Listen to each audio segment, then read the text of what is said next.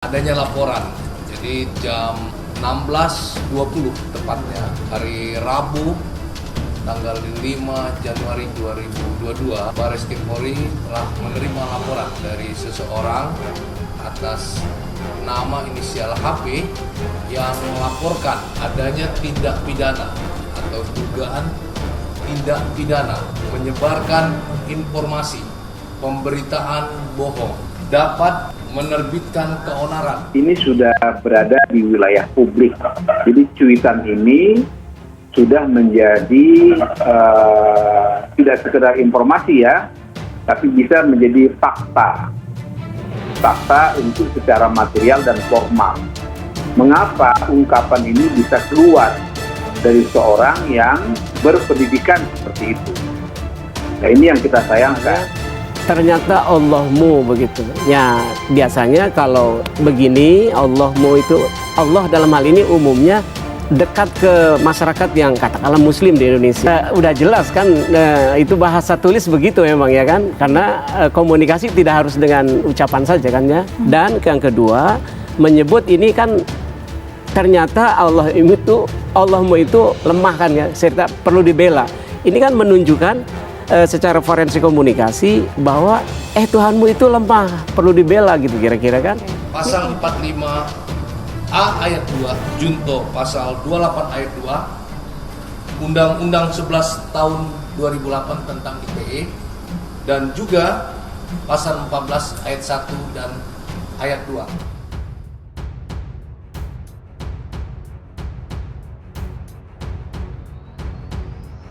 Ferdinand Huta Hayan dilaporkan ke polisi. Haris pertama, saya dan pemuda berjuang untuk lo masuk penjara. Ketua DPP Komite Nasional Pemuda Indonesia 2018-2021, Haris pertama rupanya juga gerah dengan cuitan Ferdinand Huta Hayan yang viral dan disinyalir berdampak pada perpecahan bangsa. Hal itu diungkapkan Haris pertama melalui akun Twitternya @knpharis. Haris juga menyebut Ferdinand selalu membuat gaduh dan menimbulkan konflik SARA. Kau memang selalu buat gaduh, ingat Ferdinand Hayan 3. Jangan buat konflik SARA, emosi Haris pertama pada cuitannya Rabu 5 Januari 2022. Haris bahkan berjanji akan menceraikan Ferdinand agar Indonesia damai. Saya dan pemuda Indonesia akan berjuang untuk lo masuk penjara agar Indonesia damai, tambah Haris. Untuk itu, Haris pun mengumumkan akan melaporkan Ferdinand Huta Hayan ke polisi. Mohon doa dari seluruh masyarakat Indonesia hari ini jam 13.40. Saya sedang menuju Barreskrim buat laporan agar pemecah belah bangsa masuk bui. Tagar tangkap Ferdinand, ujar Haris pertama. Ferdinand Huta Hayan mendapat kecaman toga dan netizen setelah mencuitkan kalimat yang menyebut Allahmu lemah. Meski Ferdinand sudah melontarkan maaf dan menghapus cuitannya, ia tetap berkilah. Ferdinand beralasan bahwa cuitan tersebut adalah dialog imajiner untuk dirinya sendiri yang dikatakannya sedang down. Ferdinand Huta Hayan secara resmi dilaporkan ke Barreskrim Polri Jakarta Selatan Rabu 5 Januari. Laporan tersebut sedang didalami penyidik Barreskrim dengan mengumpulkan kelengkapan barang bukti. Laporan tersebut terkait cuitan di Twitter Ferdinand dengan nama akun @ferdinandhayan3. Dalam cuitannya, Ferdinand diduga menyampaikan ujaran kebencian atau SARA. Terkait hal tersebut, Kabar Reskrim Polri Komjen Pol Agus Andrianto mengatakan pihaknya tengah memproses dan mendalami laporan tersebut. Sedang berproses ya, kata Agus kepada Kumparan Kamis 6 Januari. Agus belum mengungkap kapan Ferdinand akan dipanggil oleh penyidik. Beberapa waktu lalu, Karopenmas Divisi Humas Polri Brigjen Pol Rusdi Hartono meminta semua pihak menunggu proses penyelidikan. Kita tunggu saja, proses akan ditindaklanjuti, ujarnya. Sebelumnya, Barreskrim Polri telah menerima laporan terhadap Ferdinand Huta Hayan soal dugaan ujaran kebencian dan SARA. Rabu 5 Januari, laporan tersebut dibuat KNPI yang diketuai Haris pertama. Karopenmas menuturkan dalam laporan tersebut Ferdinand dijerat dengan pasal 45 ayat 2 Junko, pasal 28 ayat 2 tentang Undang-Undang ITE, dan pasal 14 ayat 2 Undang-Undang Nomor 1 Tahun 1946 tentang penyebaran ujaran kebencian yang menyebabkan keonaran. Klarifikasi Ferdinand Huta Hayan menyampaikan klarifikasinya soal cuitan yang ramai berujung laporan ke Barreskrim Polri. Dia menyebut cuitan itu merupakan dialog imajiner yang terlintas di pikirannya, lalu dituangkan dalam tulisan di media sosial. Salah satu lembaga gerakan Islam di kota Makassar, yaitu Brigade Muslim Indonesia Sulawesi Selatan, melaporkan Ferdinand Huta Hayan ke Polda Sulawesi Selatan. Bekas politisi Partai Demokrat itu dilaporkan dalam kasus ujaran kebencian bermuatan SARA.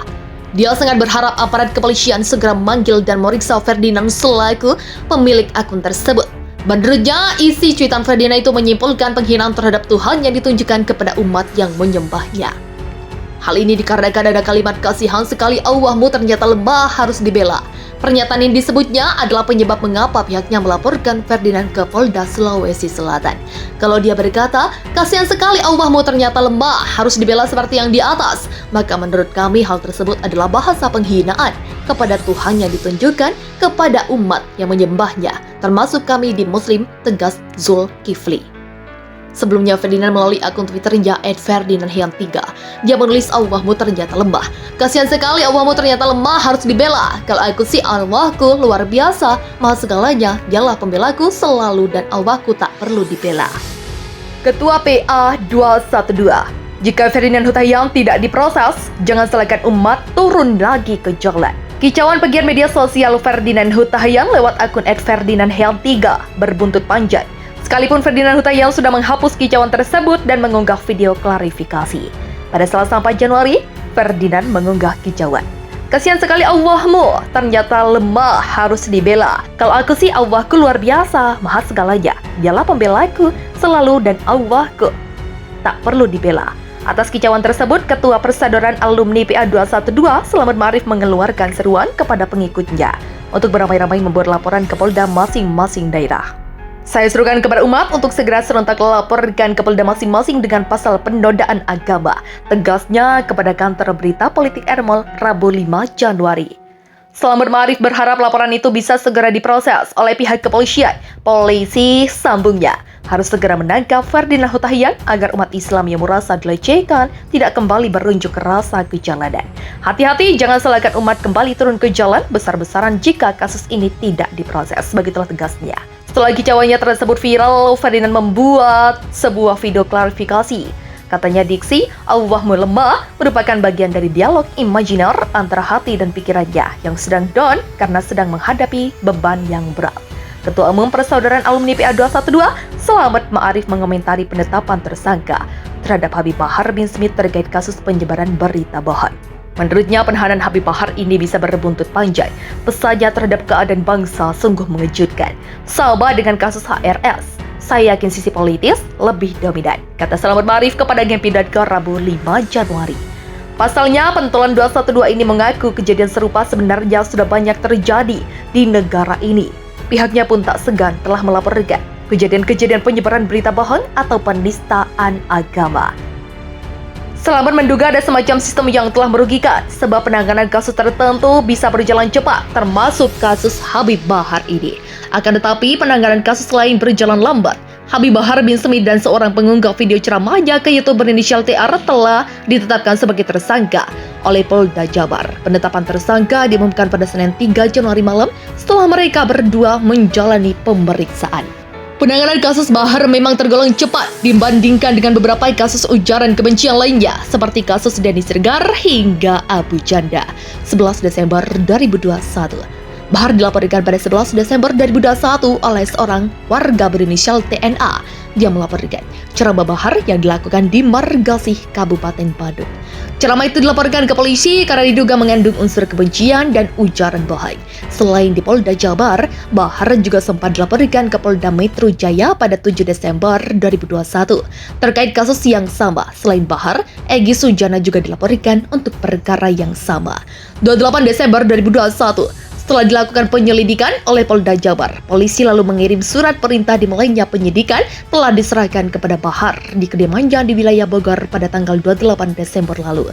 Artinya polisi butuh waktu 2 minggu lebih untuk menentukan kasus ini naik ke tahap penyidikan. 3 Januari 2022, Bahar lalu diperiksa polisi pada tanggal 3 Januari 2022. Ia kemudian mendatangi gedung di Treskrimum Polda Jabar pada Senin 3 Januari untuk memenuhi panggilan terkait kasus dugaan ujaran kebencian yang disampaikannya saat berceramah di Kabupaten Bandung.